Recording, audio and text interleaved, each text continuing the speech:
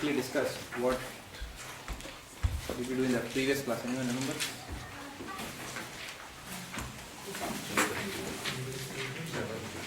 Okay, we are in chapter 3 of Bhagavad Gita. So we went up to 16. The previous class. So this chapter is titled as Karma Yoga. So what did we discuss in the previous class? Yoga ladder. Okay. Purpose of yajna. Purpose of yajna is what? All directed towards Vishnu. What else? We also discussed types of people like Bhakti, Mukti and Bhakti. Desires of people. Desires of people. Rajkumar, any points in last class? Why should one perform work? Very good. Why should one perform work? We'll see more of that today. We are here in the material world because we have desires, and so under the framework of the Vedas, we can then carefully satisfy our desires and go back to it.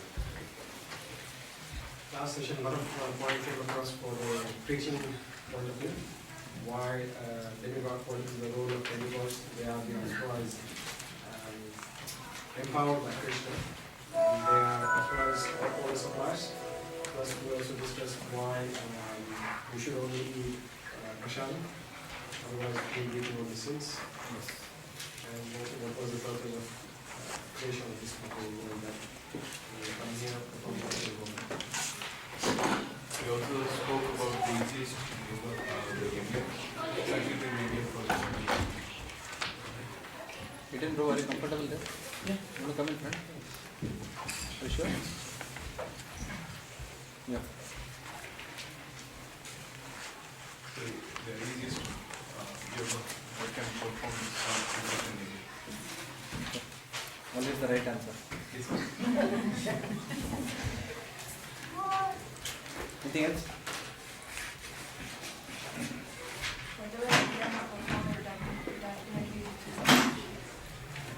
Bhukta. Okay. So today we'll go from verses 17 to 35. So quite a few verses to cover. But the essential theme of these verses, you may note down, is Nishkam Karma, to set a correct example. Why should one do Nishkam Karma? Karma Yoga, Nishkam Karma Yoga, to set correct example. So we'll read verse text 17. But for one who takes pleasure in the self, whose human life is one of self-realization, and who is satisfied in the self only, fully satiated, for him there is no duty. Preeti Mataji, you want to read?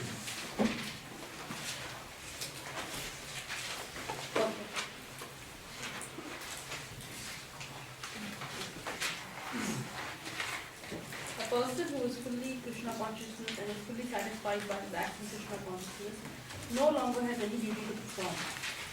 Due to his being Krishna conscious, all infighting within is instantly cleansed, and effect of many thousands of yajna performances. By such clearing of consciousness, one becomes fully confident of his eternal position in relationship with the Supreme. His duty thus becomes self-illuminated by the grace of the Lord, and therefore he no longer has any obligations to the Vedic injunctions. Such a Krishna conscious person is no longer interested in material activities and no longer takes pleasure in material arrangements like wine, women, and similar infatuations. So we'll read 18 also and then we'll discuss. A self-realized man has no purpose to fulfill in the discharge of his prescribed duties.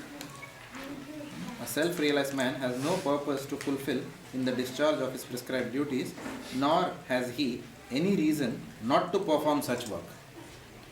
Nor has he any need to depend on any other living being. Ratnam Prabhu. The self-realized man is no longer obliged to perform any prescribed duty, save and except activities in Krishna consciousness. Krishna consciousness is not inactive behavior, as will be explained in the following verses. A Krishna conscious man does not take shelter of any person, man or demigod. Whatever he does in Krishna consciousness is sufficient in the discharge of his obligation. So what are the main points here in these two verses? They have a similar theme.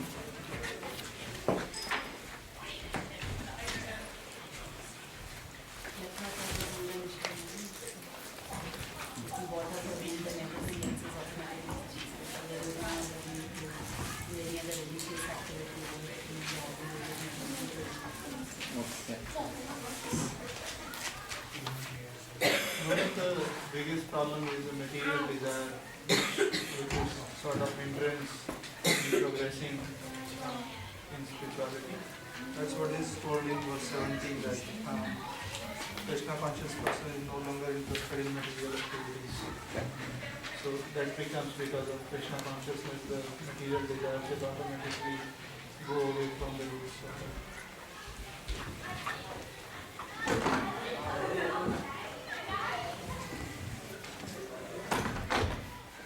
A self-realized person or Krishna conscious person has no obligations to anyone, or he doesn't do any Vedic injunctions, because he is self-realized and he is fully cleansed in life. The self-realized person is fully happy with the Krishna consciousness, so he doesn't go out of his sphere to or any desires for which he becomes obligated and things like that. So since he is completely satisfied with self-realization itself, so he has no other duty to perform. Every man has debts to forefathers, demigods, and sages, and other living entities. But a person who is accepted as Krishna conscious, he doesn't have any obligation for them. One of the central points is A person in Krishna consciousness doesn't do any action with his any personal motive. So whatever his seniors or spiritual master tells him, he is doing that. very good. So he doesn't have anything of his own. Yeah. And how do we know? Where is the indication that Prabhupada is giving in the purport? There's one. Correct. Who said that? Very good. Good observation. So self-illuminated. That self-illumination comes from? Lord. Which Lord? It is okay. It comes from Paramatma. But have we all seen the 400 form? Hands up if you have seen the 400 form. No. So Paramatma comes as spiritual master. Chaitya Guru. So he will guide us to a spiritual master, and clarity on life and clarity on duty will come to us through spiritual master. So that is that self-illuminated word. That's what Prabhupada is using there. Okay, good. So all are good points. Okay. Anything else? Anybody wants? It's just like the other, it's not, Krishna consciousness is not inactivity. So yes, Krishna consciousness is not inactivity, yes. Alright.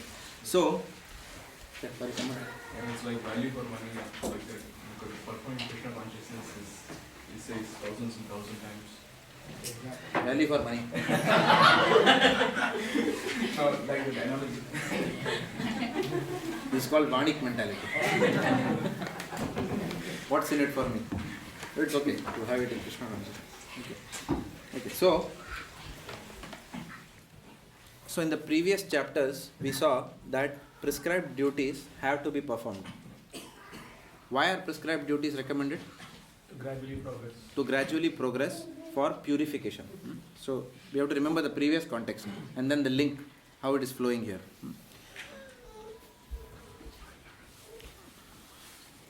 So as one of you said, except for Krishna conscious activities, a devotee is virtually rid of all rin. Rin means what? Kadan, debt. There are no debts to anybody. A devotee does not owe anything to anyone. So there are many points that are coming across in these two purports based on that a devotee doesn't have any prescribed duties. There are various themes that are being fitted here to just substantiate that point or corroborate that point. One is that Krishna consciousness itself purifies all impiety in the heart instantly. So whatever those prescribed duties were going to do, which is what? Purification, Krishna consciousness will anyway do the same purification. So one then need not do those prescribed duties. Just by following Krishna consciousness, Nashta Prayeshva Abhadreshu Nityam Bhagavata Sevaya. And then Hridayanta Stohi Abhadrani Vidunoti Surat Satam. So there are two verses in the second chapter, first chapter or second chapter of Srimad Bhagavatam, first canto. So both means that by performing devotional service, all that is troublesome to the heart goes away, which is what is called as purification, and devotional service is established as an irrevocable fact. Prabhupada writes. Irrevocable means once it goes in, it can't be revoked like that. So it won't change. Permanently it is fixed. Love for Krishna is fixed like that. So Krishna consciousness does that job what your prescribed duties would have anyway done. And Krishna consciousness job also does it fast. Like that. Okay. Then Krishna consciousness fixes one in one's eternal identity. Prescribed duties, if we have to take that path, that's a very long path. Krishna consciousness gives our Swarupa Siddhi. How it does?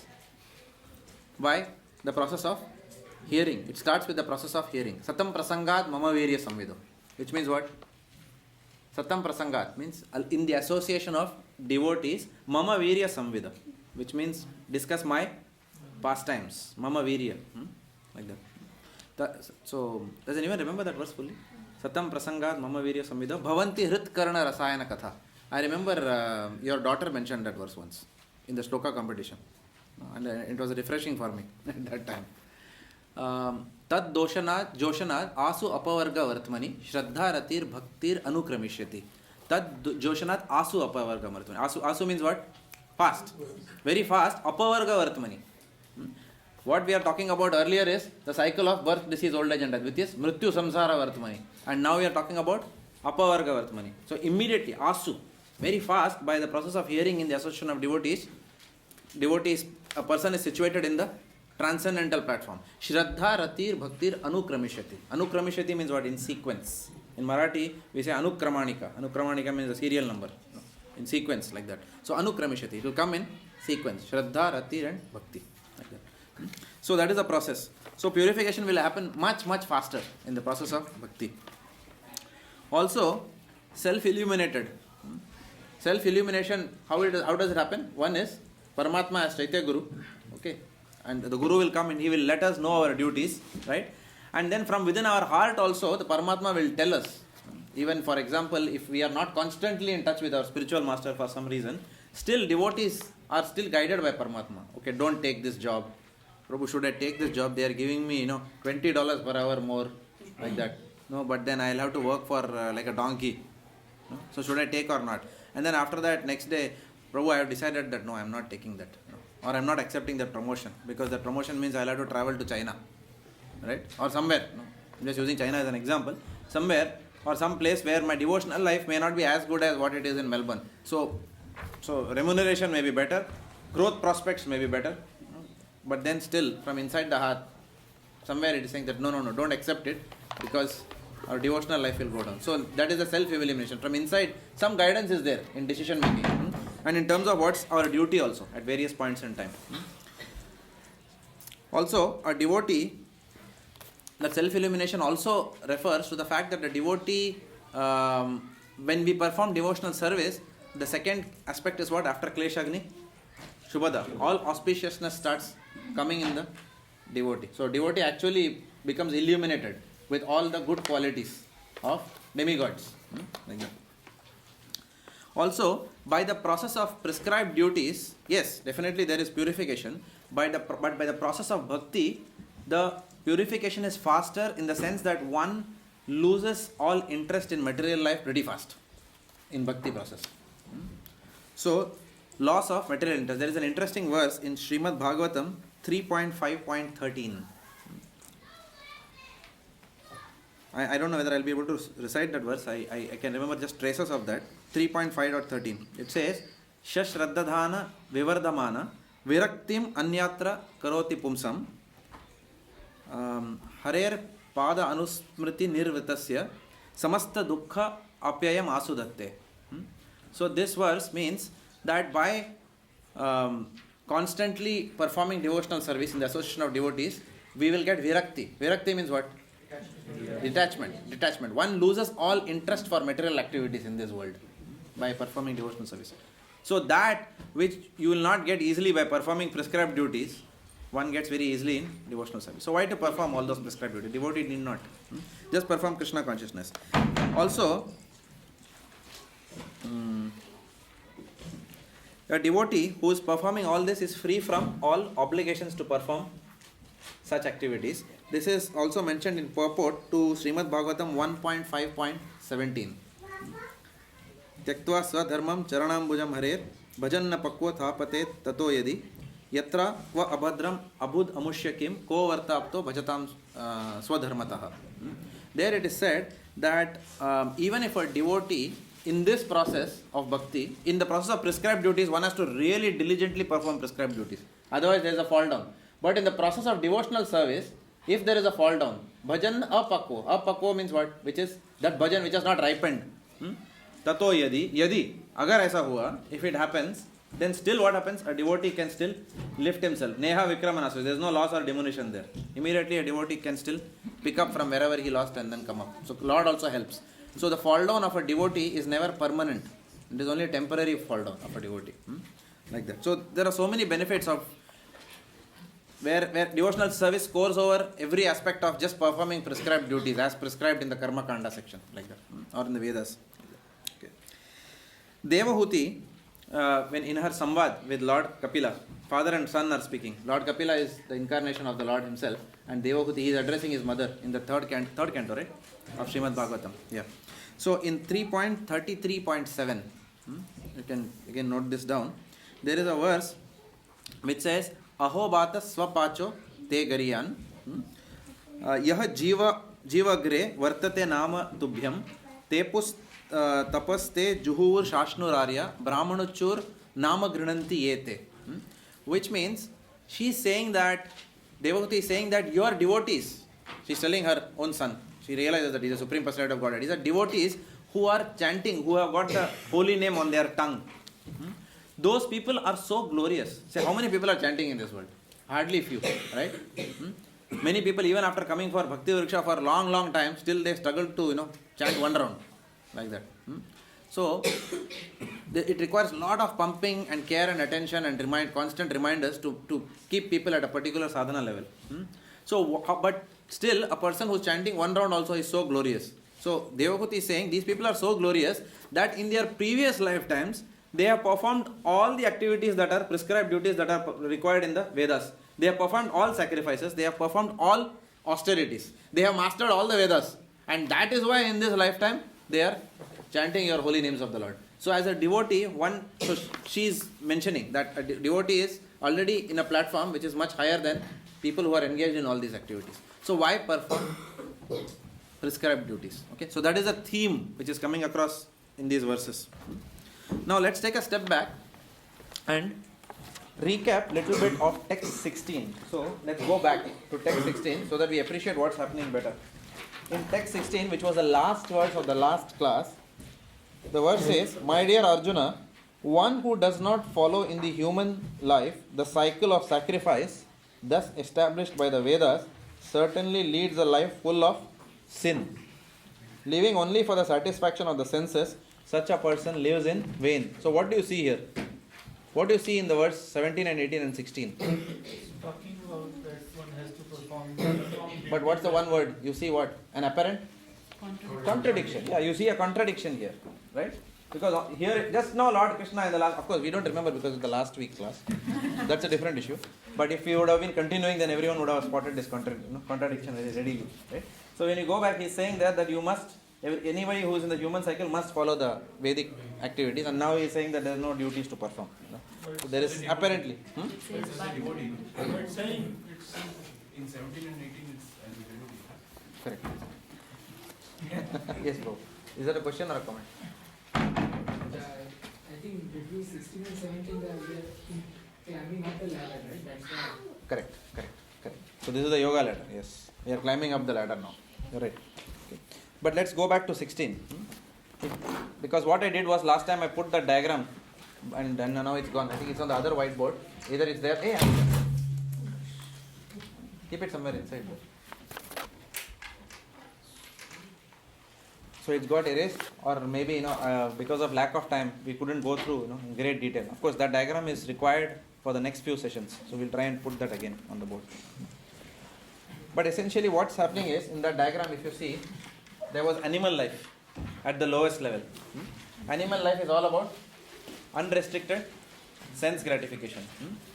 So most of mankind is living below that, because animals follow the laws of nature. So they are more advanced than human beings in that sense. It is only human beings who are living, who are eating things which they are not supposed to eat. Tiger will never eat grass. Cow will never eat beef, right? Unless it's forcefully fed by some companies, right? However, human beings are actually living below the animal platform. But let's say hypothetically that's animal life, unrestricted sense gratification. Now from unrestricted sense gratification, the jiva one day suddenly comes in contact with some priest or some people who are associated with, who are religious minded people. And once they come in contact, they come to what is the platform of karma kanda. Because unrestricted sense gratification gives you misery, right? So when the jiva faces misery, he says, can I have this sense gratification without its concomitant miseries? That's the thinking. Can I reduce my misery and still enjoy sense gratification? So when he thinks like that, then he comes into the realm of scriptures, right? And scriptures say, yes, you can have sense gratification, you can have somras and enjoy with the women in the heavenly planets, like that. And then the jiva gets that knowledge and he starts performing karma kanda activities. So that is the next step. So this karma kandi activities, there are two types of people who perform this karma kanda. Some of them say that, okay, in this life, in this earth itself, let me become more and more prosperous. And some people say that no, after all, in the earth, lifetime is very short. It's only 60, 70 years I can enjoy. I want to enjoy for many more years. I want to enjoy for 1,000 years. So let me go to the heavenly planet. This is the usual kind of thinking. But the common thing is sense gratification. One is unrestricted and one is regulated sense gratification. Now, as the soul climbs this ladder to karma kanda, as you perform this karma kanda, most of us who are from India, we can relate to it more than someone from the Western country, because here there is virtually nothing called as karma kanda, but in India it's full of karma kanda. So how did we know about Rama and Krishna? Usually how do we know? It gets reiterated in our mind when that Vadyar comes home, right? When the priest comes home and then some yagya is happening or something is happening, right? He comes in a cycle with a shika, right? Motorized cycle. Nowadays, of course, everyone may be having cars, they have become very wealthy, but still, right? So these people will come and they'll come and do some puja and then they'll talk something, right? So through their association, one gets some understanding about higher planets, about regulated enjoyment, etc., etc. But at the same time, the priest will obviously inadvertently, they may even tell us about little bit about Krishna. Now in the earlier times, there were genuine priests and brahmanas, right? In the earlier days, who had good knowledge of the scriptures and who ultimately always knew that Vishnu Bhakti is the highest. But because obviously they have to elevate everyone gradually, they would come and do samskaras at home. But they would always advise the family, look, I am doing all these samskaras, but please understand that the highest is Vishnu Bhakti, right? The highest goal is, but nowadays the priest has become servant of politicians and businessmen, right? So it is the customer who dictates what the priest should do, right? Jaldi fatafat kar do, half an hour, just wind up, right? That is what happening in India. Half an hour you wind up. Don't do too many mantras, all these things, because 10:30 the chief minister is coming for our wedding. So we don't want to, we want to serve food. So finish whatever you have to. No, it's literally like that. Everyone is in a hurry to finish all these things. The husband is waiting when to enjoy with the bride. The bride is also waiting when to enjoy with the husband, right? So and then the father is, father's consciousness and mother's consciousness are what? Okay, how should we increase our prestige in society so that people, we can do nice video shooting and then say that who all were invited, who all came to our wedding, so the prestige will go up. Also, somebody should also, they will appoint someone who will go on telling that, this wedding, we have spent almost 70 lakh rupees, like that. So then prestige goes up in society. 70 lakh rupees wedding they have performed, like that. Okay. So the complete focus is on this, or in reception, what dress the husband and wife will wear, and how, from where they will enter, and what music will be playing, how the spotlights will be, So welcome to, this is Kali Yuga. So the priest is nowhere here. Right? More time is spent not with the priest, more time is also spent with who is the decorator, who is the caterer, correct? What cuisine we should serve, all those things are there, right? So virtually the priest has got very minor role. So if at all he tries to make some noise, that just do it, take your money and go. That's all. But do it fast, whatever you want to do. So priests are, and priest is also happy nowadays. Priest says, okay, fine, half an hour, okay, my productivity, my cash is increasing now. Correct? Earlier, I had to, do 2 hours, 3 hours to get that money. Now in half an hour, I am getting money. Customer is also satisfied. In fact, they may even charge a premium. They say, if I have to do short, then it will cost you more. Because I will do fast, like that. Okay, people don't mind paying money. So that is what is happening. However, actually in the Vedic times, the priest is actually meant to also tell them, look, you are doing this karma kanda, but there is something more than this, right? And gradually what happens, therefore, people who are doing karma kanda also, somewhere at the back of the mind, they are being hammered that the ultimate goal is Vishnu.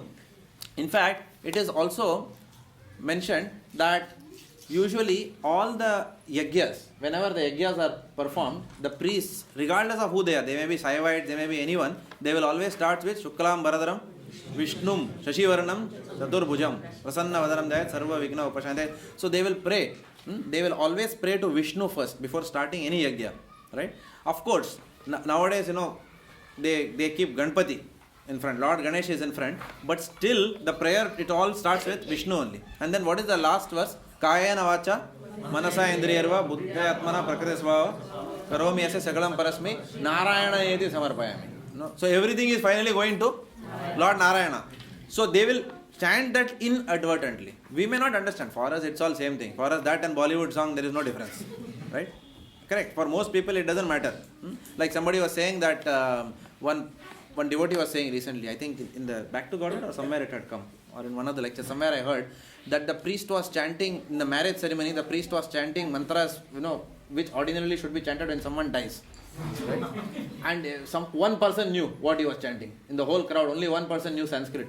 He knew. So he was shocked. He was appalled by this fellow. What is it saying? It's an auspicious event and he is talking, mantras for, somebody who has left the body. And then he went and complained to the parents. They said, look, this is a bogus priest. No, he is chanting something. And what was he told? He was told, shut up. Shh. Let him do, don't create scene here. Let him do whatever he wants and be out of his way. So people want bogus product. Where there is a demand, there is a supply. So the society is responsible for swindlers, right? Because we want such cheap products, then we will get such people also who will cheat us. So that's how it's functioning, the whole mechanism. However, a real priest is supposed to give us inklings of the higher goal of life. Smatterings. Some idea he will be giving. And gradually then the soul will start realizing, not only that, but a priest also, he is supposed to tell the family that, look, at the end of the day you are performing all this Shanti, these all demigod worship or karma kanda you are performing, but please understand that higher reality is that you are not this body. Which priest will come and talk today like this? Any priest has come to our house and said, you are not this body, you are spirit, soul. I heard it first time in Prabhupada's books, right? So priest used to come and go. Huh? He himself may not be knowing. He himself may not be knowing. Yeah. They will be knowing actually, because they study Vedas. They study Vedas, but they know it theoretically. That's the problem. And they are not devotees, so they don't have any realizations. And without realizations, you can't speak. That is the problem. So Saraswati doesn't come on their tongue to talk about Krishna consciousness. For that, one needs to be a Vaishnava. Like that. And ideally, a priest used to do that in the previous yugas. He will come, the family priest will come, he will tell, okay, look, you are not the body, you are the soul. Of course, you are struggling with the sense gratification mentality, but instead of unregulated, you do regulated. But please understand that regulated sense gratification is not the goal of life. Please understand that, he will say. And then you have to understand that even with karma kanda, you will go to heavenly planets. But in heavenly planets also, there is death. You cannot escape death. So this knowledge he will give. Now once this knowledge is given to the karma kandi, then he starts thinking, okay, hang on. Now, I am not this body, I am the spirit soul. And even in heavenly planets there is death. So then that means I want something which transcends birth, disease, old age and death. And that is the first time that the jnana comes in place. That's why I put that jnana here. So through the priest, through the influence of the genuine priest, then that jnana is given. When that jnana comes, then the devotee realizes, hang on, let me now start worshipping Krishna, Vishnu. If he is the one who is the supreme beneficiary of all sacrifices, then let me start worshipping that personality.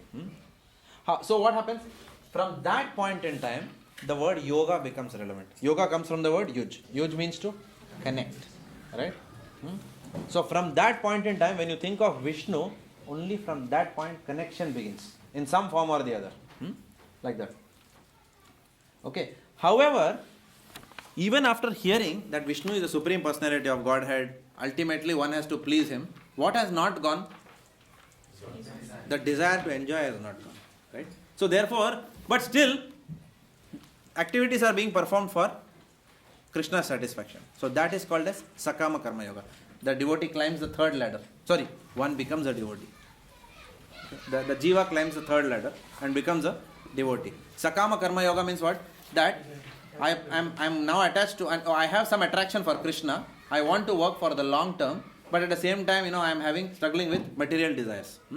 So most practicing devotees are on the Sakama platform. The difference is in the intensity. Some people are 10% material desires, 90% Krishna consciousness. Some are 90% material desires and 10% Krishna consciousness. And this is how. So one devotee is different from the other in that sense. Right? So that is called Sakama. An example which our Bhakti Sastri teacher, Brihad Bharadanga Maharaj, Bhakti Brihad Bhagavad Maharaj, he gave recently in Chopati was that a devotee who is seeking second initiation. I don't know whether I have told this example before. A devotee seeks second initiation, Brahman Diksha, after first initiation. So when the devotee has finally received second initiation, the pujari is calling him, saying that okay, now it is time for doing your services. So you have to do arti. What time slot would you prefer? So the pujari gives a time slot of Wednesday afternoon. So the devotee is saying, Wednesday afternoon is not so suiting me because I have got other appointments. Like that. So he says, okay, how about Thursday afternoon? Thursday also, I have got other commitments.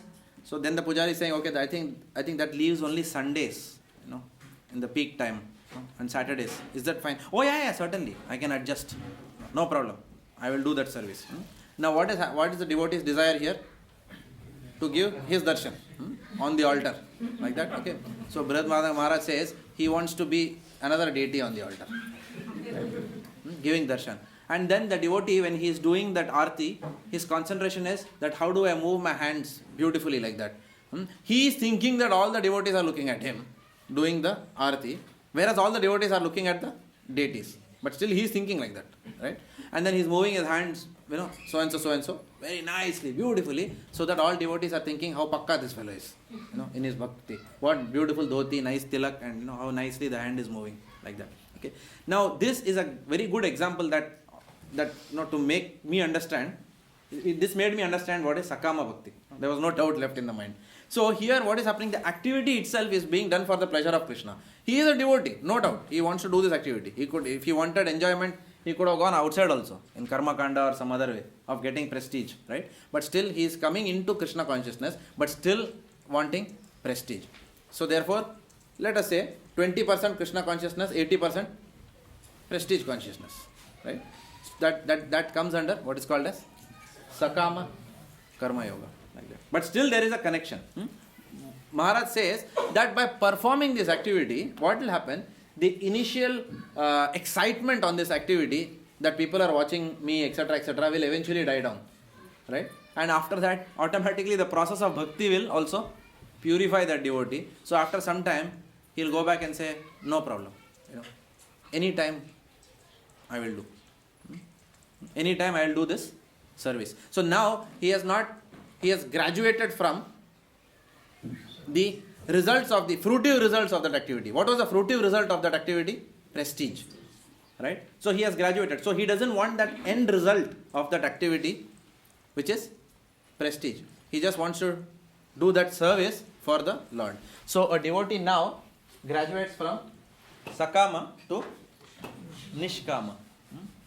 But the devotee is being told, from tomorrow instead of doing Aarti, we want you to clean pots. Now the devotee has a problem. He says, fine, look Prabhu, I will do any time Aarti. You give me Wednesday afternoon, I will do Aarti. When nobody is in the temple, I will do Aarti. But I will do Aarti. So attachment to the activity is there. Attachment to result has gone. But still attachment to the activity. Usually it happens in garland service, I heard. Right? Attachment to only I will make this garland, I will make only that garland or whatever. No? That kind of attachment is there. And lot of haggling happens between devotees simply because of garland service to the Lord. Right? So like that, we get attached to one particular service, we get attached to doing that service in our own particular manner. Right? But actually all this has got nothing to do with bhakti. Right? But at least it may not be a sakama. It may be genuinely that I want to do that service for the Lord. Or it may be genuine desire that I want to make the best garlands for this deity. That desire is there.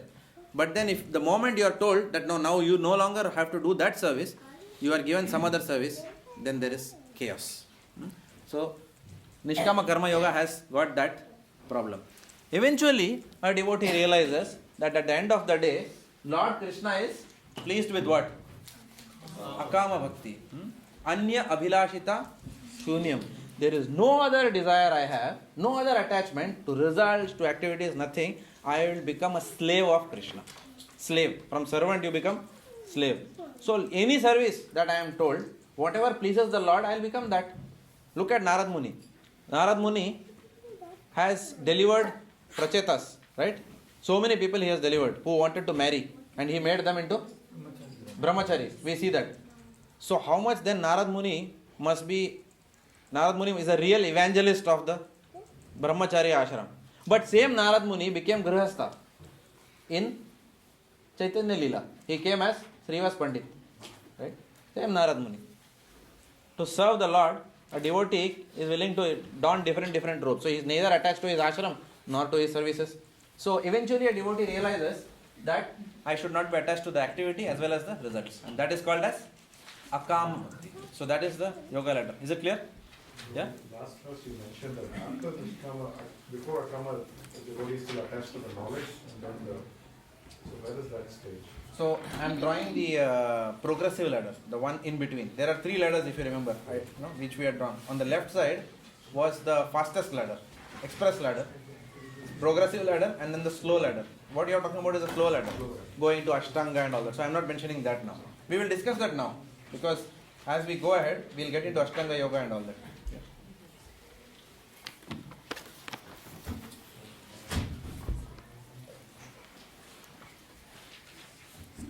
Okay. Now, again we will come back to these verses. 17 and 18. 17 and 18, what is it said? That you don't have to do prescribed duties, because now you have become a devotee. Correct?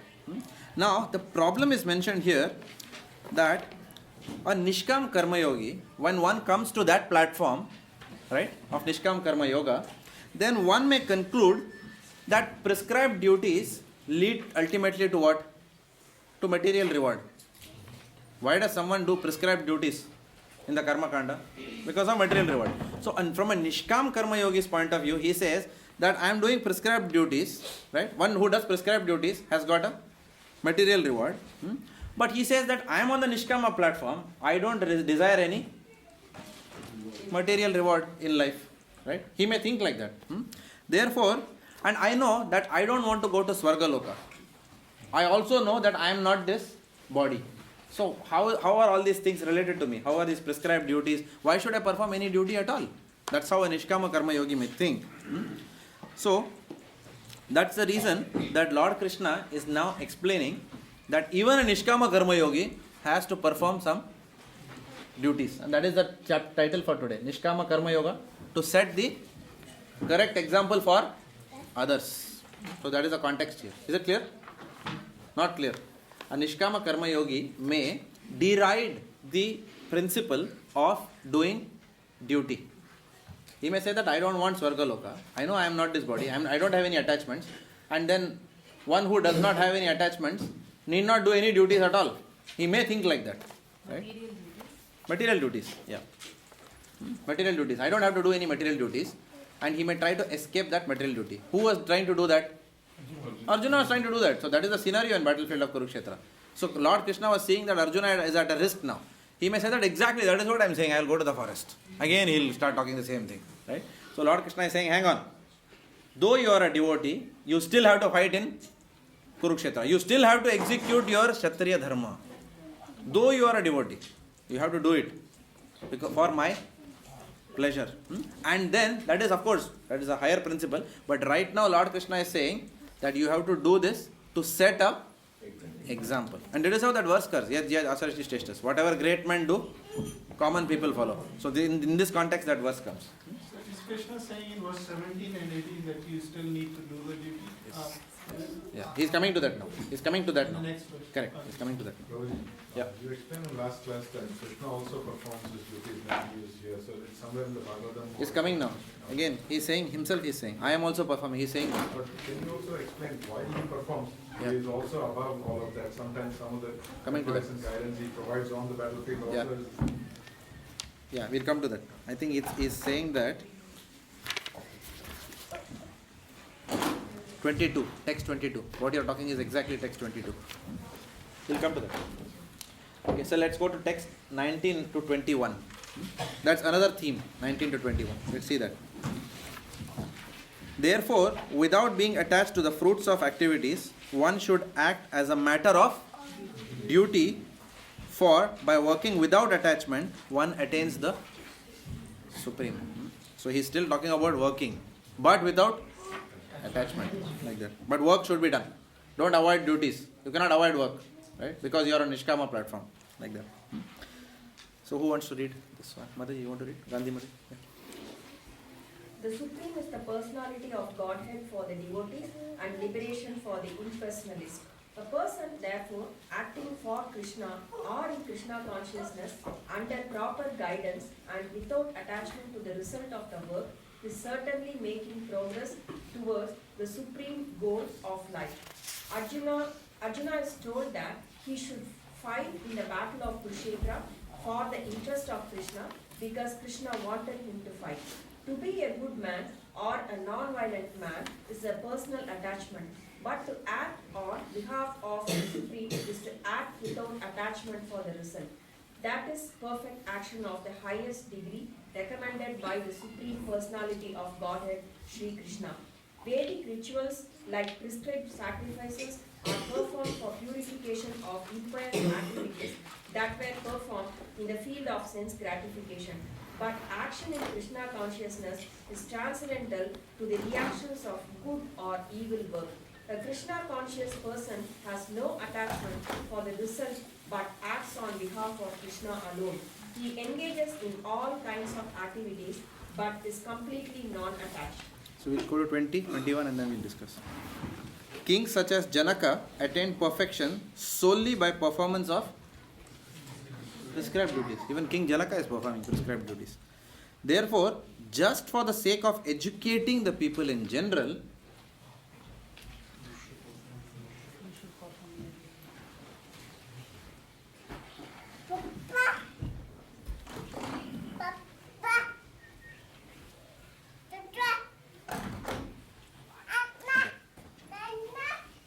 kings such as Janaka attained perfection solely by performance of prescribed duties. Therefore,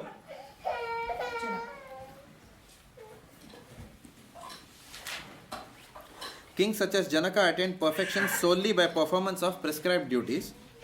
Therefore, just for the sake of educating the people in general, you should perform your work.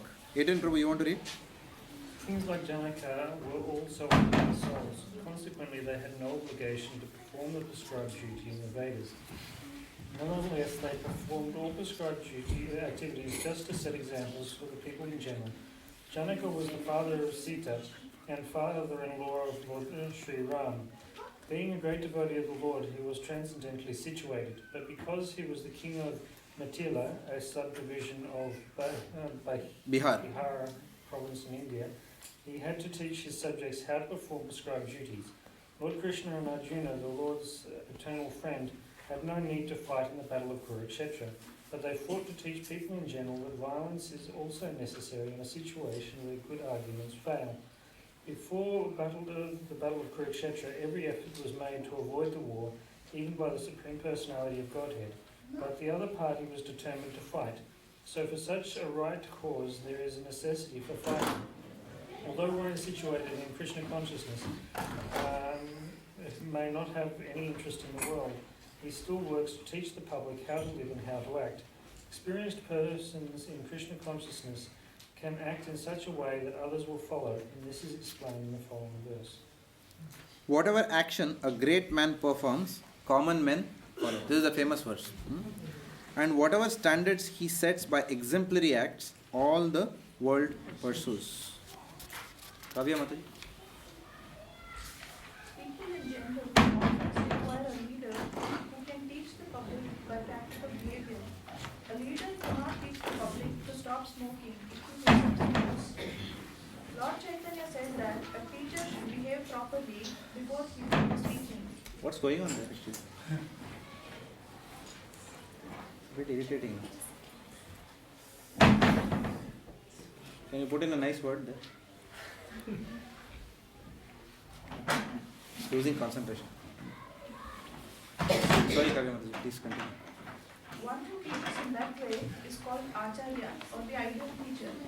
Therefore, a teacher must follow the principles of Shastra to teach the common man. The teacher cannot manufacture rules against the principles of revealed scriptures. The revealed scriptures like Manu Samhita and similar others are considered the standard books to be followed by human society. Thus, the leader's teaching should be based on the principles of such standard Shastras. One who desires to improve himself must follow the standard rules as they are practiced by the great teachers. The Srimad Bhagavatam also affirms that one should follow in the footsteps of great devotees, and that is the way of progress on the path of spiritual realization. The king or the executive head of a state, the father, and the school teacher are all considered to be natural leaders of the innocent people in general. All such natural leaders have a great responsibility to their dependents. Therefore, they must be conversant with standard books of moral and spiritual codes. So what are the points?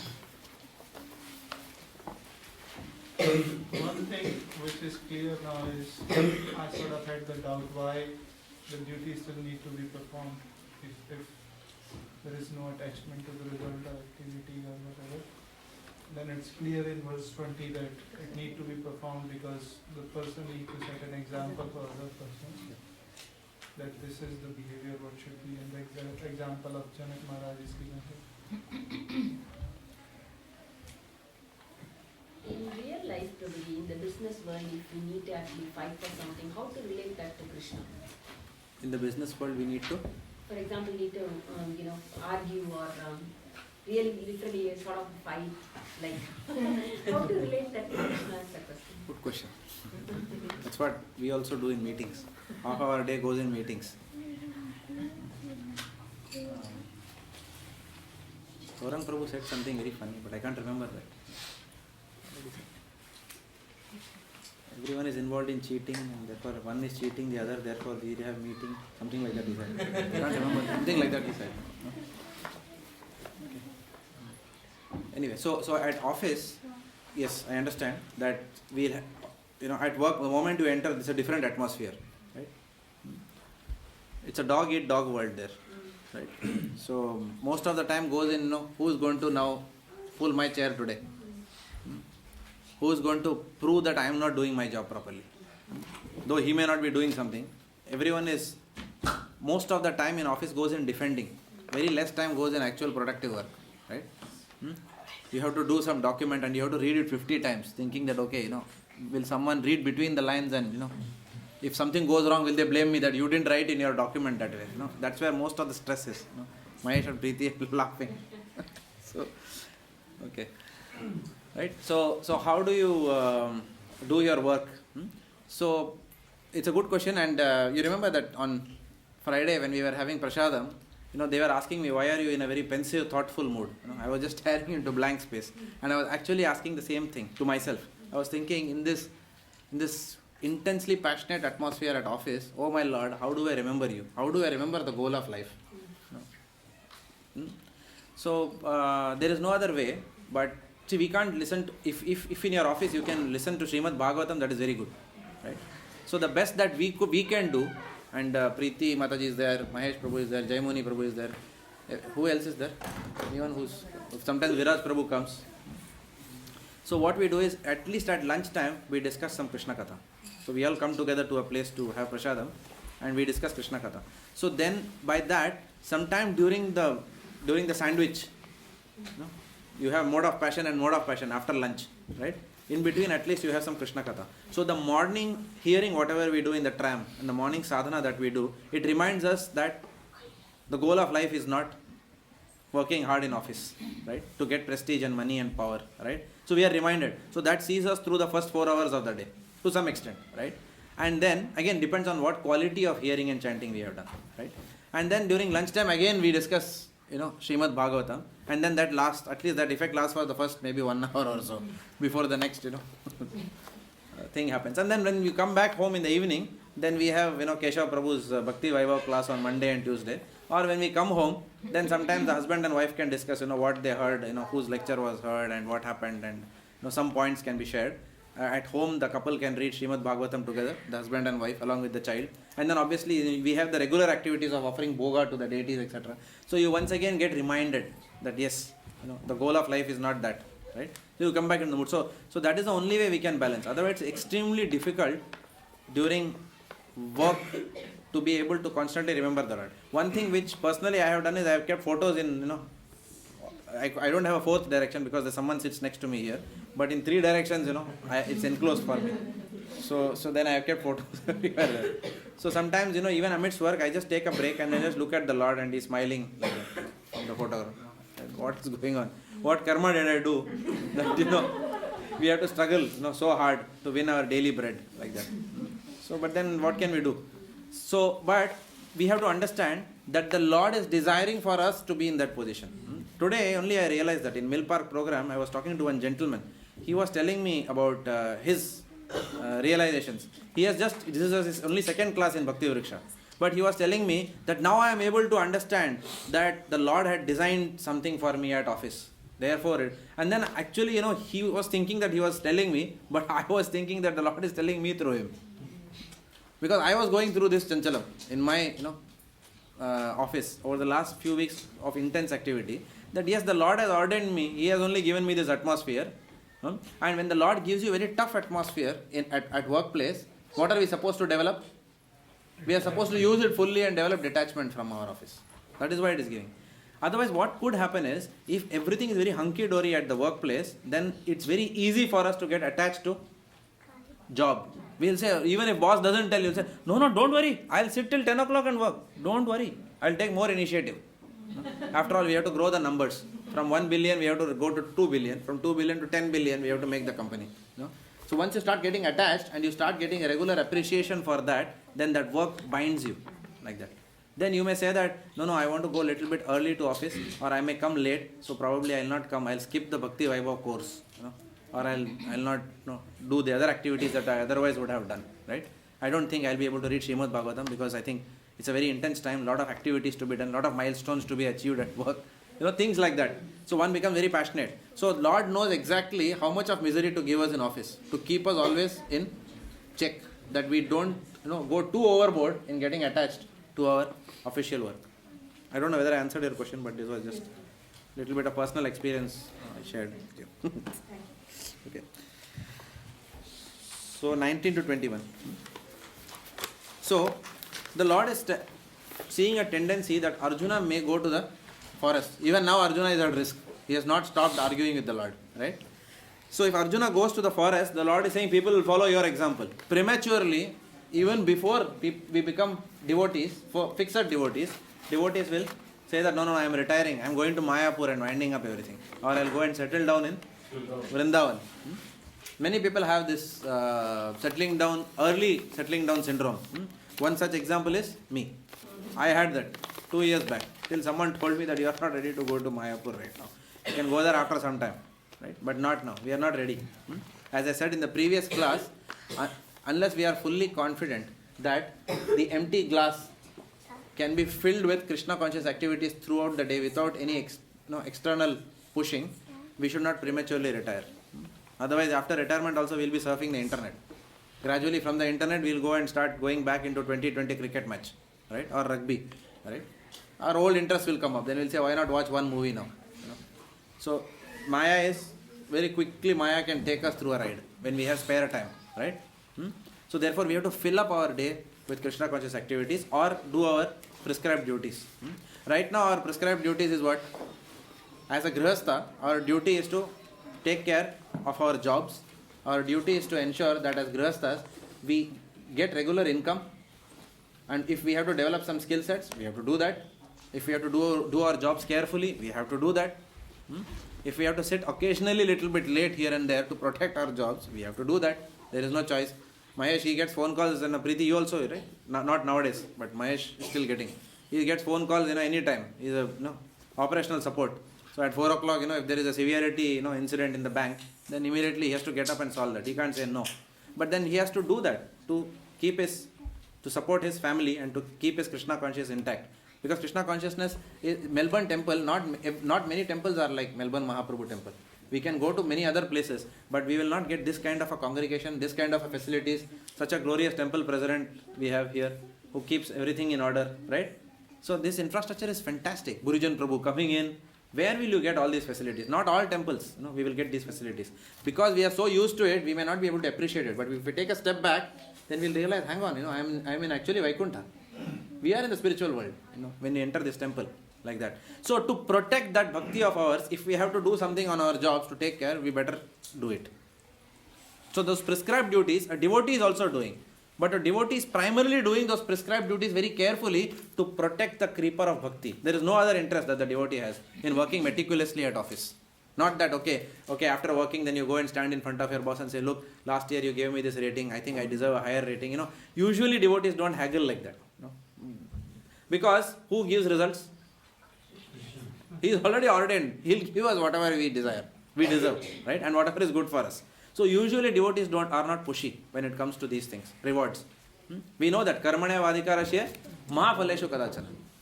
I will give the results. You don't worry about results. You just perform your duties for my pleasure. So that is why sometimes when you get frustrated, you can look at Lord Krishna. You will get reminded, oh, see, I'm okay, fine. You have ordained this, I'm doing it. And then you will actually do better after that. So Arjuna has this risk and Lord Krishna is addressing him to do work. The key learning here is working without attachment is renunciation.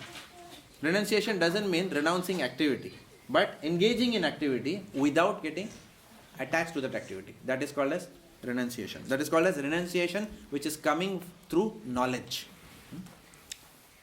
So Lord Krishna is giving the example of Janaka, who is a great leader. So there are 3 things that Janaka did, which every ideal leader must do in society. 3 things, qualities of an ideal leader. What are those? First is he must perform prescribed duties to set an example for others. Second is the basis of his life and teachings will always be Guru, Sadhu and Shastra. So Prabhupada is talking about leaders here, right? Who are not consulting any scriptures and they are just living wayward lives themselves. And the subjects are also following them and everything is chaotic. So a leader is one who always follows Guru, Sadhu and Shastra. Third is the goal of such a leader is what? To deliver himself and also deliver his subjects, his dependents. So with these 3 things, one becomes a perfect leader. So an Acharya, such a leader is called as an Acharya. An Acharya is one who teaches by his own personal behavior and character. He doesn't do something and then he doesn't say something and do something else. Right? There is integrity in what he talks and the way he lives his life. Like that. And Prabhupada also gives examples of natural leaders. Who are natural leaders? Mother, father. As mother, father, we are natural leaders for our children, right? Then the executive head, right? That's a natural leader. A school teacher is also a natural leader. Like that. So Srimad Bhagavatam ultimately recommends that we must follow in the footsteps of such great men, of such leaders. Hare Nama Anukirtanam. That is the essence. Parishit Maharaj is asking Sukadeva Goswami, what is the duty of a person who is about to die in the second canto, first chapter. So Sukadeva Goswami describes so many things about householders. And towards the end he says, what is that verse? Hare Nama Anukirtanam. Which is that verse? Correct. Etavan nirvidyamananam ichchatam akuto bhayam yoginam nripa nirnitam Hare Nama Anukirtanam. So chanting and devotional service is the doubtless and fearless way for all. Two things, doubtless way and fearless way for all. So that is the conclusion. So don't worry about death. Just perform devotional service, perform activities for the pleasure of Krishna, and follow in the footsteps of the Acharyas. Perform your kirtan, your duties, the way the Acharyas perform their duties. Don't invent your own ideologies or your ways of doing your duty. Look at the Acharyas and just follow them. So that is the key message that's coming out.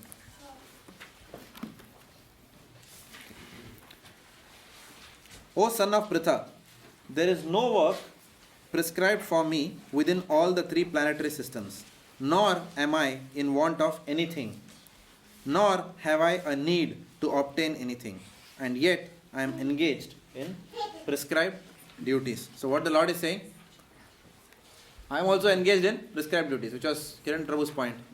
The Lord is also engaged in, you are the one, you asked, right? Or who asked that question? You asked that question. Okay. So the Lord is saying that I am also engaged in prescribed duty. So he is setting an example by his own life. So let's read this. Ajay Prabhu, why don't you read this? The Supreme Personality, the purport also, translation also. Purport. The Supreme Personality of Godhead is described in the Vedic literatures as follows. Just go to the English. Supreme Lord is the controller of all other controllers. He is the greatest of all the diverse planetary leaders. Everyone is under his control.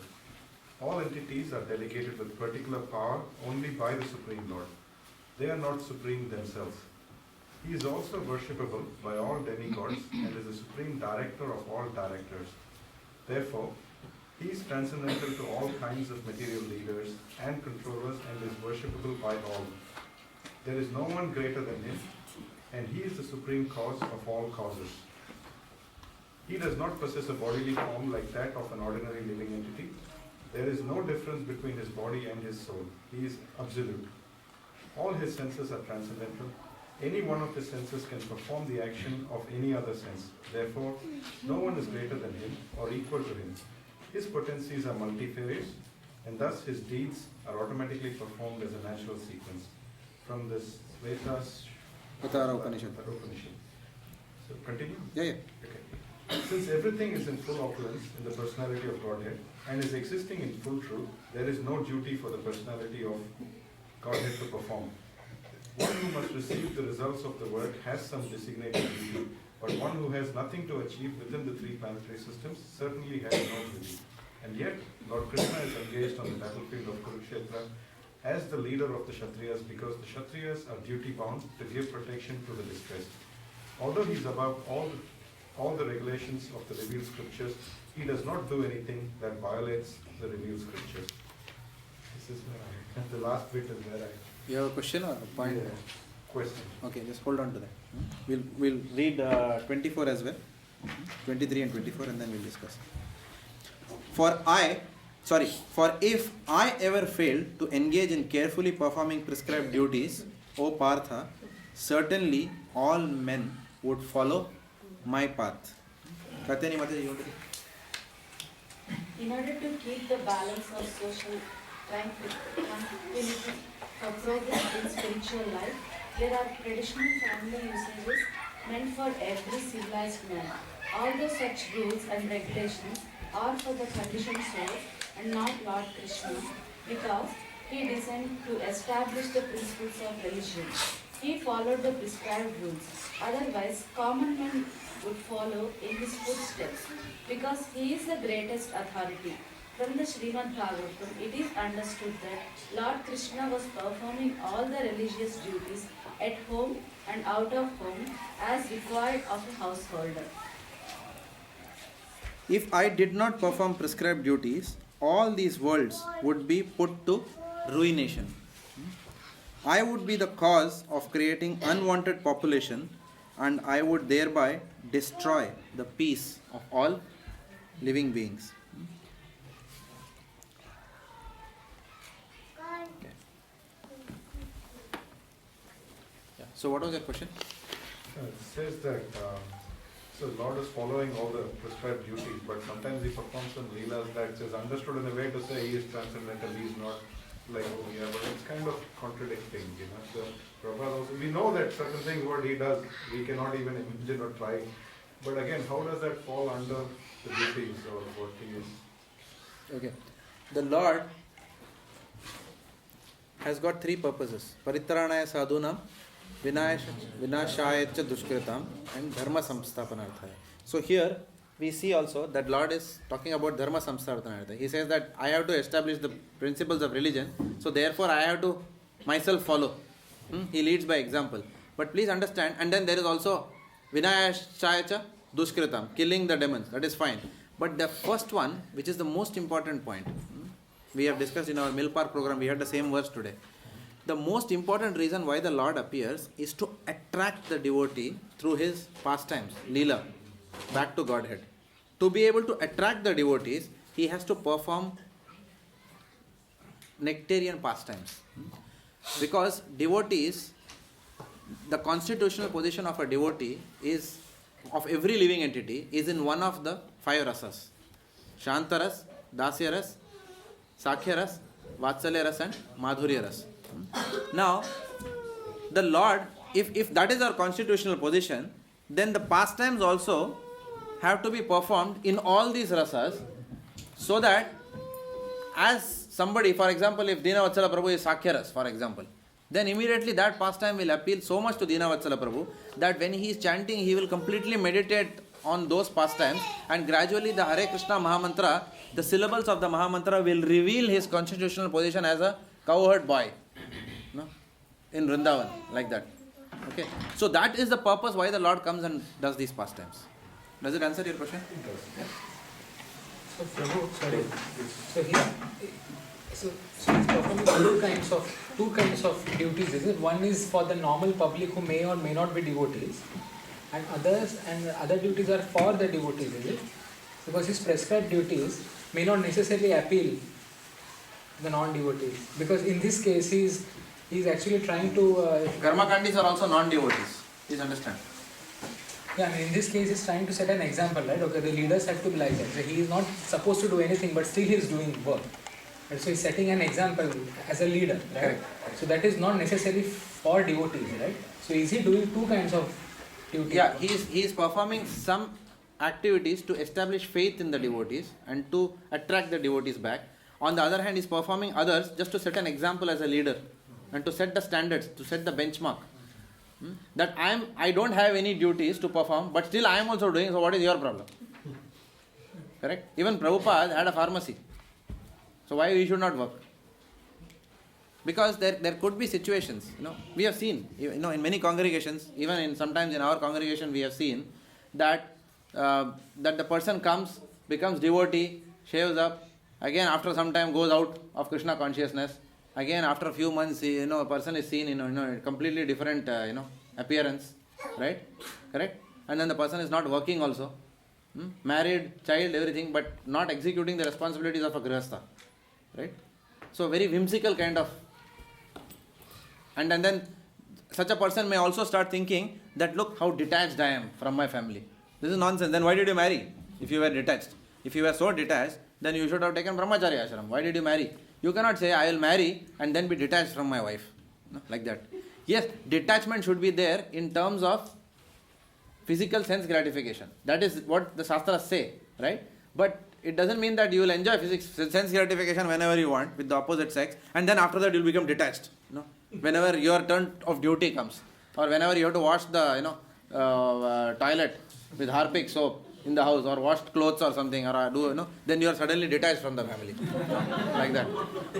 Or when your turn is to support your family monetarily, then you are detached. No, I am detached. No, let them take care. Let the wife earn and the child will be supported like that. And wife can give me also money because I am a detached husband. So I am very renounced like that. Actually, this is true. All this is true. These are all true things. Such things can happen, in any congregation, right? So that is what Lord Krishna is warning. He is saying that, look, I myself am doing duties. So what is your problem in doing these duties? So you have to be very careful. Okay. So, where are we? 22 to 24. So it is mentioned that the Lord has no prescribed duties. Why? One has to do. What is the goal of all prescribed duties? Purification. But if you have to split it, by doing those prescribed duties, one gets knowledge, one gets renunciation. Right? By gradually doing those prescribed duties. We have seen that, right? Jnana coming everywhere, right? One gets knowledge, one gets renunciation, and then one gets therefore liberated. Because one gets detachment and therefore one is liberated. That's the goal of all prescribed duties. However, the Lord is supreme knowledgeable. He is the supreme renunciate. And he is Atmaram. Right? He doesn't need anything. Still he is performing prescribed duties. Aishwaryasya samagrasya viryasya yashashriya. The Lord is having all 6 opulences in full. That is what Prabhupada is also writing. So why then the Lord has to do any duty? So he is still doing his duty so that common men will follow. Like that. So 3 reasons are given in these purports. First is the Lord does his duty to establish religion. That is the purpose of his descent also. The second reason is to establish social tranquility, to establish order in society, like that, for gradual progress in spiritual life. The third reason is given to set an example in a leadership role. So 3 reasons. And Lord, by doing these arguments, is countering Arjuna's argument which he put forth in 1.40. So if you want to go back to 1.40, let's see what is written there.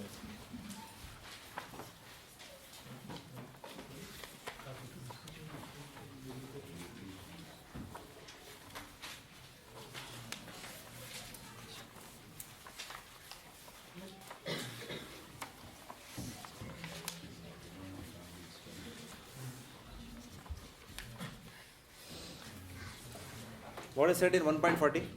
When irreligion is prominent in the family, O Krishna, the women of the family become polluted, and from the degradation of womanhood, O descendant of Vrishni, comes unwanted progeny. So what was Arjuna's argument? If you kill Duryodhan and all these Kauravas, then it will result in unwanted progeny, because there will be no husbands to protect their wives, and therefore women will become degraded, and therefore there will be unwanted progeny.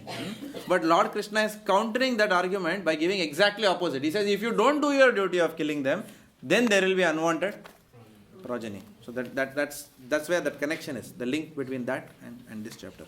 So Varana Shankara is caused by not fighting. Varana Shankara is not caused by fighting. So he is countering that point in this section. However, okay, now as much as the Lord says this, in the next verse, which obviously we didn't read the purport, but I am sure that all of you have read and come. So you all will be knowing why everybody is laughing. So I'll read this just for those few who may not have read. Following, what is it? Okay. We should, however, note carefully that although we have to follow in the footsteps of the Lord, we still have to remember that we cannot imitate him. This is mentioned in text 24, in page 171. Following and imitating are not on the same level. Prabhupada writes, we cannot imitate the Lord by lifting Govardhan hill as the Lord did in his childhood. It is impossible for any human being. We have to follow his instructions, but we may not imitate him at any time. So Prabhupada is giving that instruction. Don't imitate. If you imitate, then we develop Sahajiya mentality, right? We take the Lord very casually, like that. And Prabhupada is giving example of Lord lifting Govardhan hill. So you don't try that. You cannot lift it, so in other aspects don't imitate.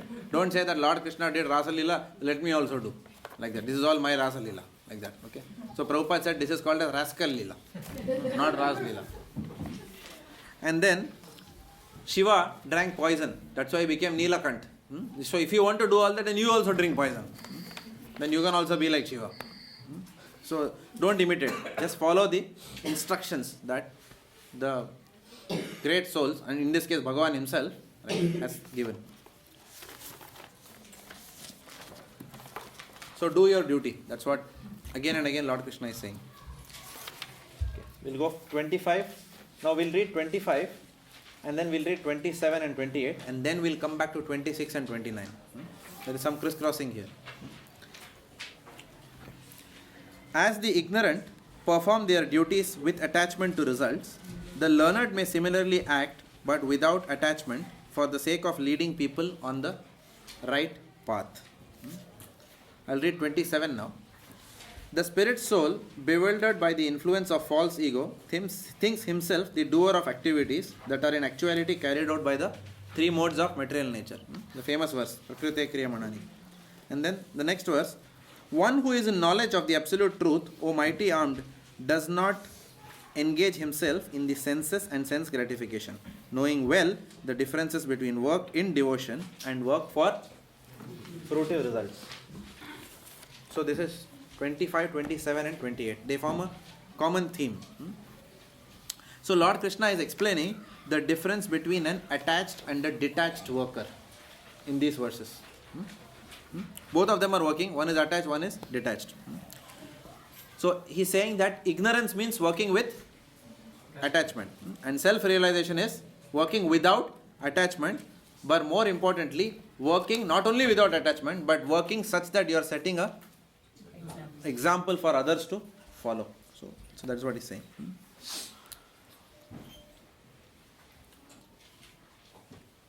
Also, Srila Prabhupada is saying that one may sometimes act, a self-realized person may sometimes act as a ignorant person just to relate to them for preaching purposes. To be able to relate to some people, we also have to act little bit, ignorant. Now, the difference between an attached worker and detached worker is mentioned here. There are various parameters. So there are 5 parameters which are compared in these verses. So this is the gist of whatever these verses are talking about. The first parameter, the differentiating theme, if you like, between attached and detached worker is, first is desire.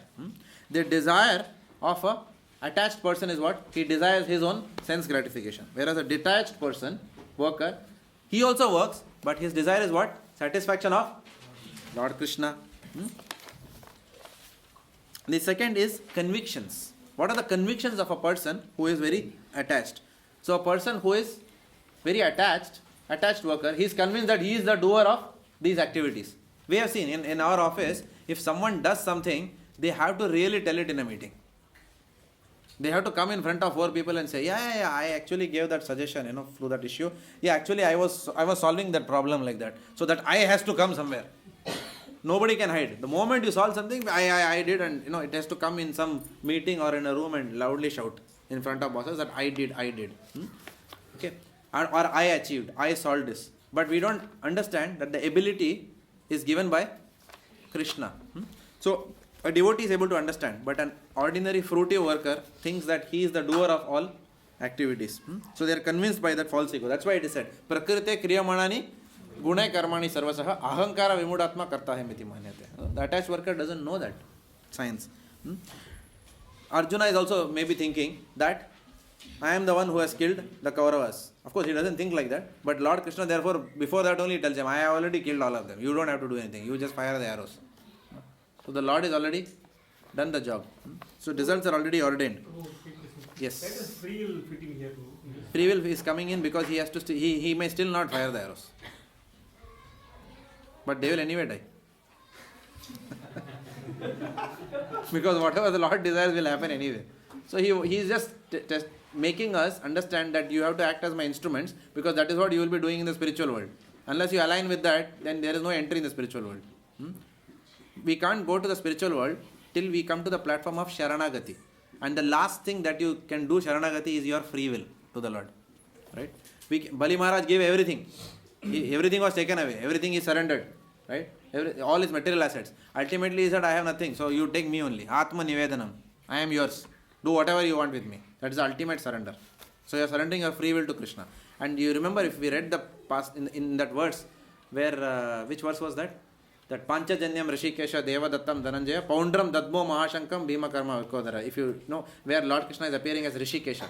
You remember that? We discussed. Prabhupada writes in the purport, the Lord then controls the senses of such a devotee who is surrendered. So then the Lord himself is taking care of free will, paid will, everything. Right? That is complete Sharanagati. So convictions of a attached worker is that I am the doer, whereas a detached worker knows that his position is very awkward in this material world. He is convinced of his awkward position, right? And he realizes that I am not the doer, right? I am nimitta matra. I am just the instrument of the Lord. Knowledge of identity. An attached worker does not know that this body is produced by material nature. And this material nature is working under the supervision of Lord. So he can't see that. Therefore the Lord later on is saying, he says, Mayi sarvam idam protvam sutre manigana iva. He says that people see the pearl necklace, but nobody sees the thread that holds the pearl necklace together. So the attached worker is not able to see what is happening behind the scenes, to give the results of activities. He is not able to see that. So, and he does not know that he is under the control of Krishna. That is called as nescience. Whereas a detached worker knows that very well. He knows his real identity, that he is a part and parcel of Krishna, right? He knows that somehow he is trapped in this material world. So, such a person is known as Tattvavit. Tattvavit, it's mentioned here, the word Tattvavit. So, Tattvavit is a person, one who knows the absolute truth in different features and knows one's factual position and relationship with the Supreme. So, that is the knowledge of identity. What about the engagements? The attached worker does not engage his bodily and mental activity in the service of Krishna. He does not engage his senses there because he forgets that Supreme Lord Rishikesha is the master of all senses. He doesn't know that at all, right? Whereas a person who is a detached worker in Krishna consciousness, he uses the tortoise principle, which we have already discussed. He uses his senses to serve Krishna. He withdraws his senses whenever there is service not required, like that. Consequences. What are the consequences for such an attached worker? He forgets the Supreme Personality of Godhead. Whereas for a person who is detached, the consequence of knowledge is what?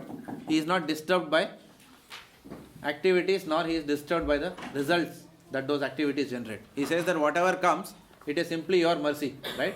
If you work very hard at office and you still don't get recognized, then you realize that it is actually Lord Krishna is protecting you. Rather than going to the Lord and saying, Lord, what is this? Even Ganesh is able to give promotion. What you are not doing? Who is supreme? You or he? Devotee doesn't think like that. Devotee immediately realizes that the Lord is continuously frustrating you somewhere and not giving you something because it's not good for you.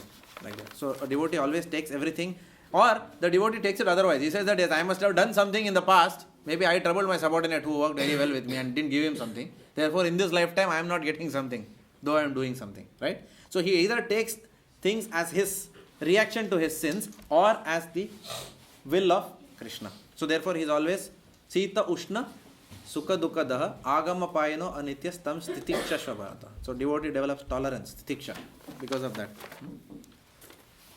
Okay. So now let's go back to 26 and 29. So as not to disrupt the minds of ignorant men attached to the fruitive results of prescribed duties, a learned person should not induce them to stop work. So don't tell neophyte devotees to stop their work, or people who are not really fixed up in Krishna consciousness. Rather, by working in the spirit of devotion, he should engage them in all sorts of activities. So don't ask them to stop work, ask them to make them engage in Krishna conscious activities. For the gradual development of Krishna consciousness. That is 26. Now let's come back to 29. Bewildered by the modes of material nature, the ignorant fully engage themselves in material activities and become attached. But the wise should not unsettle them. The wise man should not unsettle them, although these duties are inferior due to the performer's lack of knowledge. For example, we have many people who come to the Krishna consciousness movement who have a flair for music. Okay, Carnatic music, Bharatanatyam, dance, etc., etc. So what we don't tell people, hey, don't do this Carnatic music. Only you should sing for whatever is not bhajan, they are all rascals. Correct? Whatever is not for the pleasure of Krishna, then we don't tell them directly that you rascal, you are singing all these things. No. What we say, oh fantastic, Mataji, you are interested in Carnatic music. Excellent. You will be an asset to the Melbourne Mahaprabhu congregation. Please come. let us sing for the Lord. Please use your Carnatic music skills in serving Krishna. So come to do kirtan. Here is the harmonium, here is the mridangam, here is the kartal. Do. You sing like that. You must have seen many times, right? All these things happening like that. So if someone has a penchant for something, then you have to just channelize that in Krishna consciousness. So what happens? That desire then gets purified. So don't stop them from doing anything. Channelize them. That is called as what is that called as? Yukta Vairagya. Yes, forgot that word. Yeah, it is called as Yukta Vairagya. Channelizing everything in Krishna consciousness. I was just joking.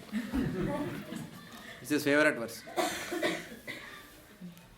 Okay, so just merely stopping work is called as Falgu Vairagya or false renunciation. Because what will happen? Okay, I am not going to. Okay, Prabhu, you told me stop Carnatic music. I am going to stop. Then after 3 or 4 days, what happens? You will hear that Bala Murali Krishna singing like that. Okay, let me go. Little bit. Let me hear cassette. Like that. The mind will be there. It will be there in Carnatic music, right? Or, for example, I don't know, Pink Floyd, shall we say? Okay, Pink Floyd, or some Phil Collins, okay, Western music, right? So you have grown up listening to him, but then what's happening now? You are attached to the electric guitar, for example. You can't help playing electric guitar. So what you do? Okay, Prabhuji, very fantastic. Please come. Madhav Prabhu is singing. From behind you can play electric guitar like that. The Lord doesn't need actually electric guitar. What does the Lord need? Lord says, Patram Pushpam Phalam Toyam Yome Bhaktya Prayachati. He just wants loving interaction. That's all. But because we don't have that love, but our love is in electric guitar, we can use that electric guitar to serve the Lord like that. So engage that same activity, engage in kirtan. So dovetail activities rather than stop activities. So don't stop any activities. Of course, you cannot say, Prabhu, I am addicted to alcohol. Oh, Prabhu, come, please come. During prasadam, we cannot do like that. Okay? So we have to know when to stop. There are certain activities which cannot be dovetailed. Oh, Prabhu, illicit sex, oh, very good. Rasalila. No, we can't do like that. Okay? So there are 4 activities which cannot be dovetailed. What are those? Meat eating, illicit sex, intoxication and gambling. Outside of that, any propensities can still be channelized. Cricket, yes. Cricket, Prabhu, fantastic, come. Devotees are playing together. Please come. There are many devotees who have become Krishna consciousness by that cricket which we play in that middle park ground. Many devotees have come like that. No, they are still coming to the temple. They all started with playing cricket there. Otherwise, they were not interested, right? When they say cricket, oh, I'll come, like with devotees.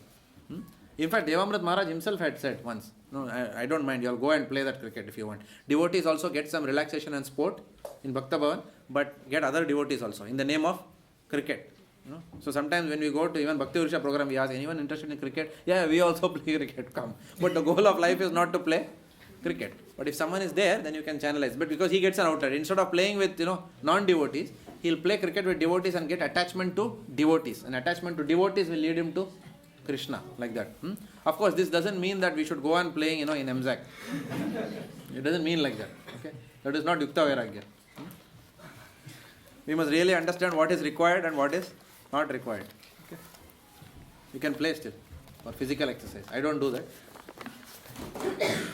In this matter, Prabhupada was very expert. Like someone had asked Prabhupada, why have you opened these big temples when you say the chanting of the holy name is enough? But like it says in verse 26, a wise man will engage people in activities of Krishna consciousness because they can't sit and chant. So Prabhupada said that you can't sit and chant under the tree, and that is why we have these temples, so you have some active services to do. Keshav Prabhu often tells that in the class. Everyone heard, right? So all this temple etc. is to keep us engaged. But otherwise Yuga Dharma is, if we can sit and chant continuously, Satatam Kirtayantamam, that is more than enough to go back to Godhead. All other activities are meant to supplement that chanting. Like that. Okay. So did we read 29 or no? We read, right? Yeah. Okay.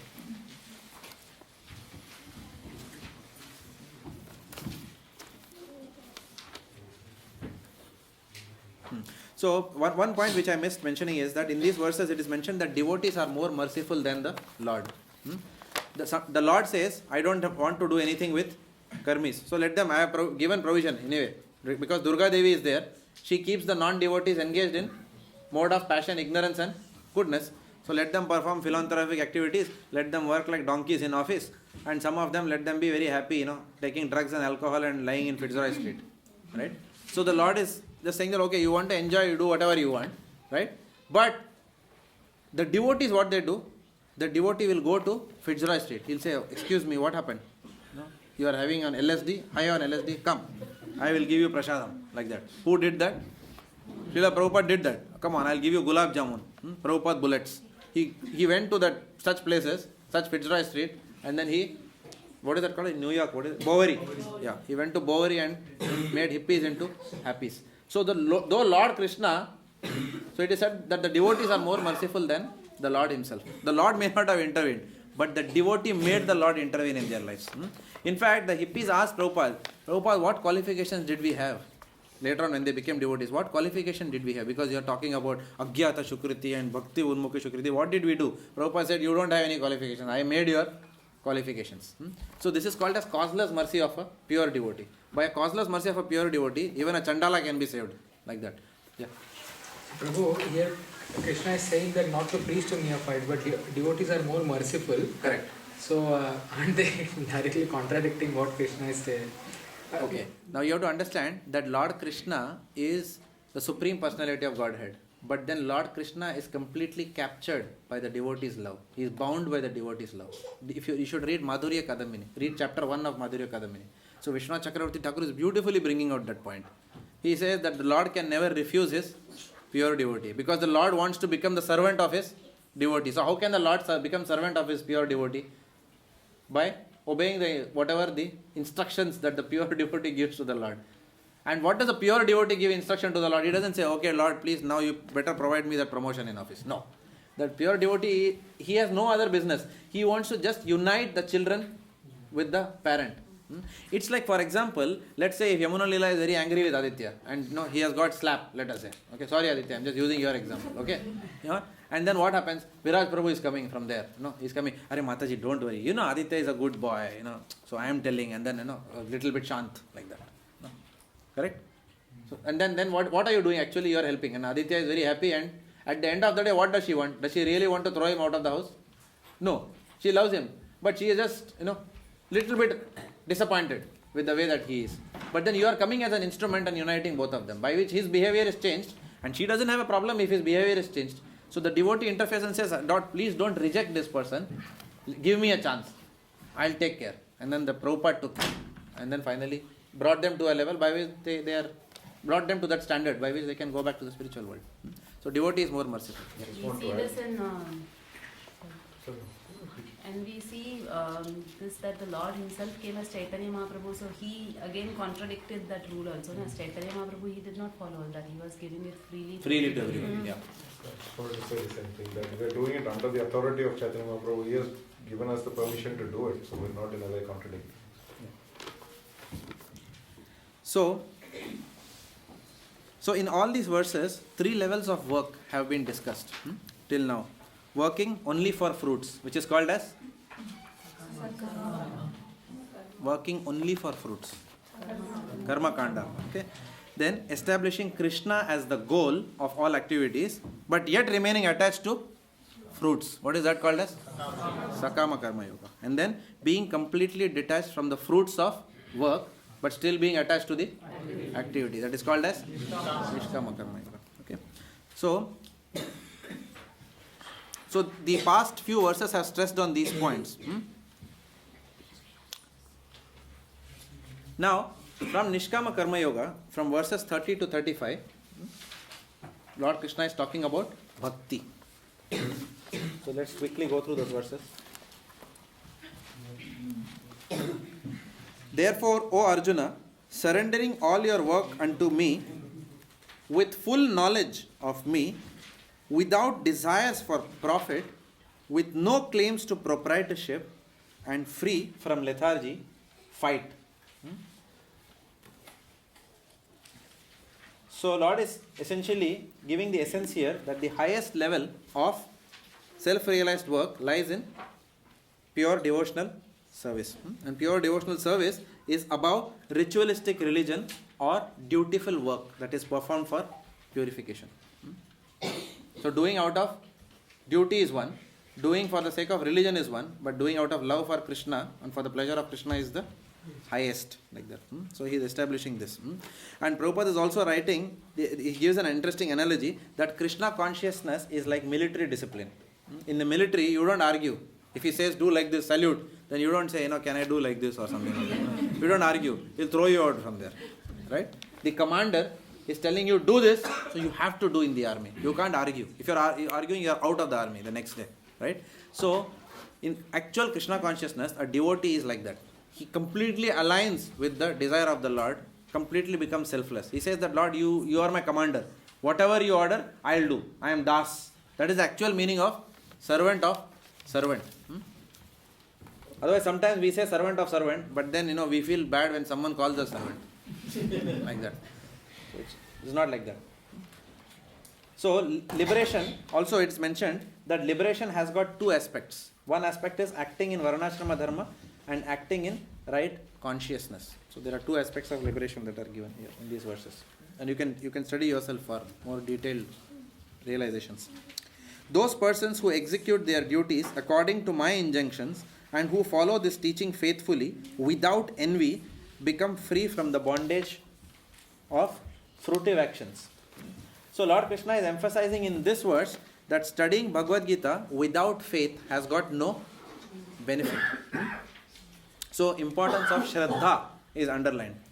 In fact, amongst the various stages of devotion, devotional life begins with Shraddha. Without Shraddha, nothing can move like that. So the essence of this verse is that one's ability to advance in spiritual life is directly connected with faithful, non-envious acceptance of Krishna's orders and his teachings. Faithful and non-envious acceptance of Lord Krishna's teachings. That is when one will be able to advance in spiritual life. It is mentioned that even if one is not at the stage of devotion, as long as he is sincerely faithful to the words of Krishna, he will ultimately qualify for pure devotional service.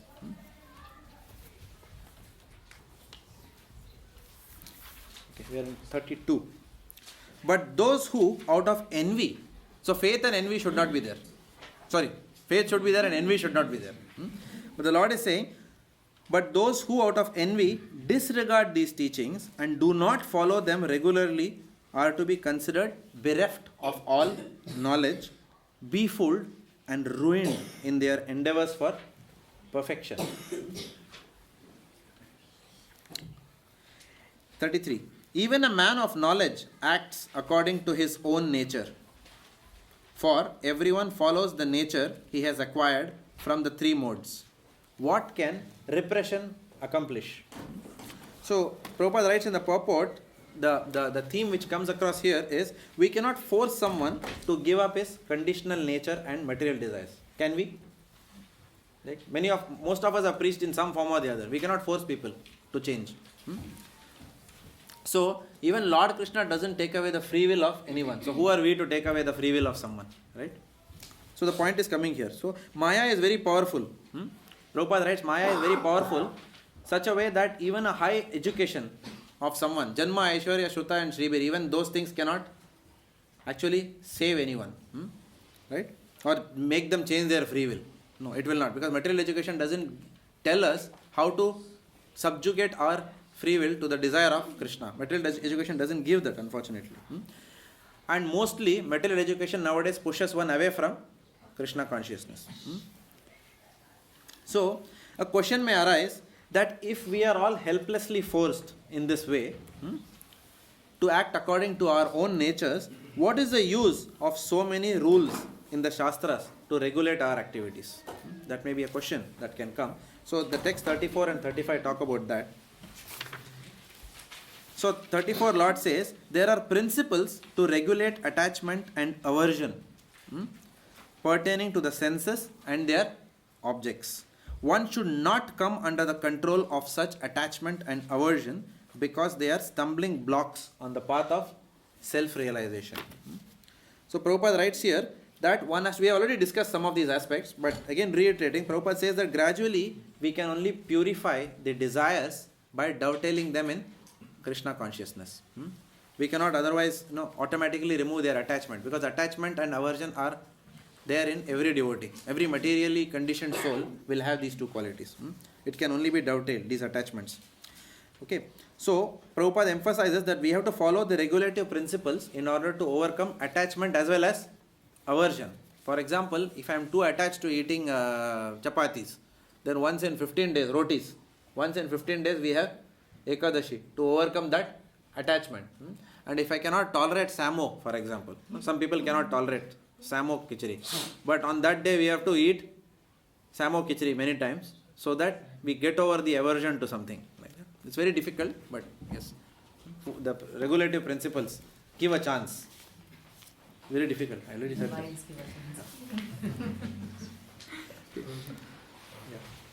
What question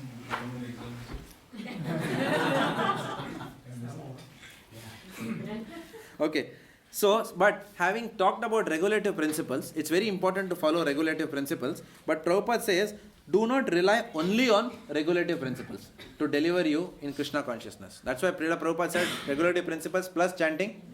By regulative principles, one only is coming to the human platform. Right? After that, bhakti is starting like that. For serious bhakti, one needs platform of regulative principles. So don't get too attached only to regulative principles. And Prabhupada gives a very beautiful analogy. He says, there is always a chance of accident even on the royal road.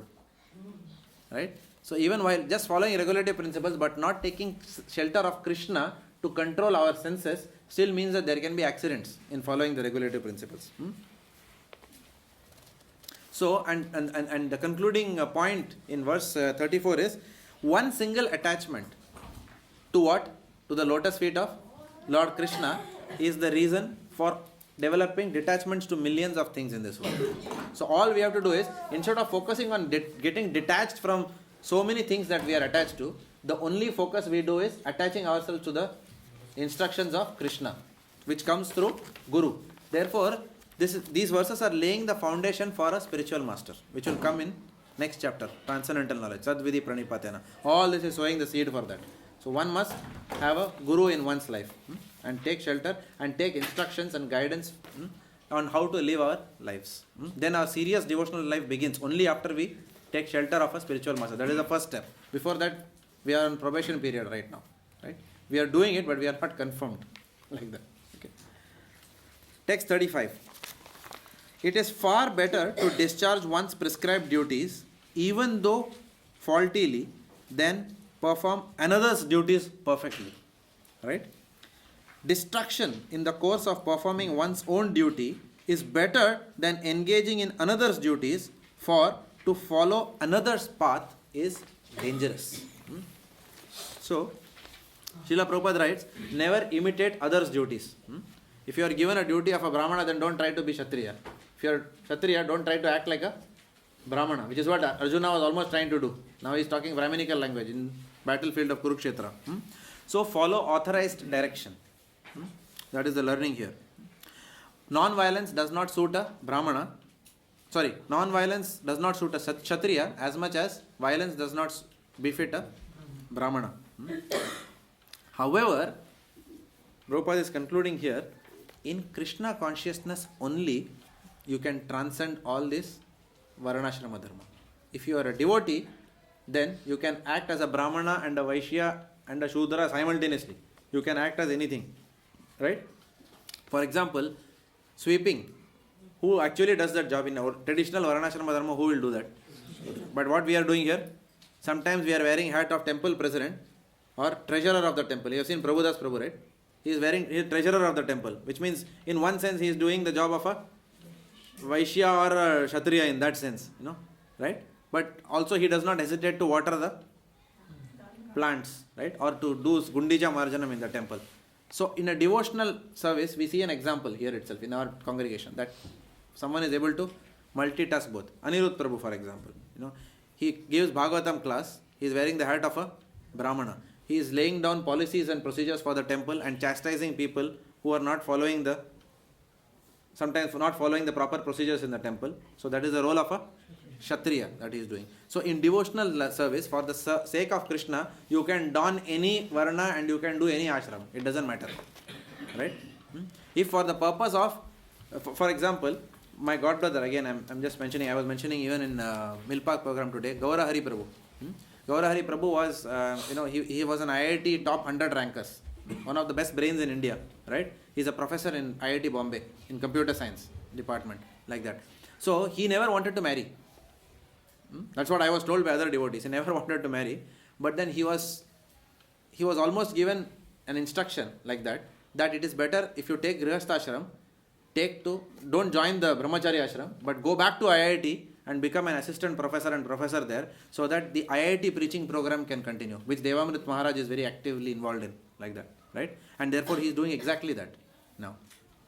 In fact, he got admission to so many wonderful universities, UC, Berkeley, etc., which are the best for computer science. Most of the IIT top guns end up there, right? But he refused admission to all that and joined IBM Aberdeen, center somewhere in New Delhi, and then finally came from there back into IIT as a professor, right? Which ordinarily people would like to go abroad after having such a high achievement in their life. But he did that simply because he kept the goal of his spiritual master. Not only did that, but he wanted to be brahmachari. He took Grihastha ashram, so that husband and wife together are running the base camp at IIT. They are cooking for the IIT boys, so that thousands of people are becoming devotees, and through his Grihastha ashram he is generating brahmacharis out of IIT. Can you imagine this? So therefore, so this is an example where we can be very clearly understand that a devotee does not necessarily have to be very particular about this ashram or that ashram. In any ashram you can serve Krishna, and to serve Krishna you can adopt any varna also, like that. So that is the gist of 35. So any questions or comments? We just go take one or two very quick things. Everyone is tired.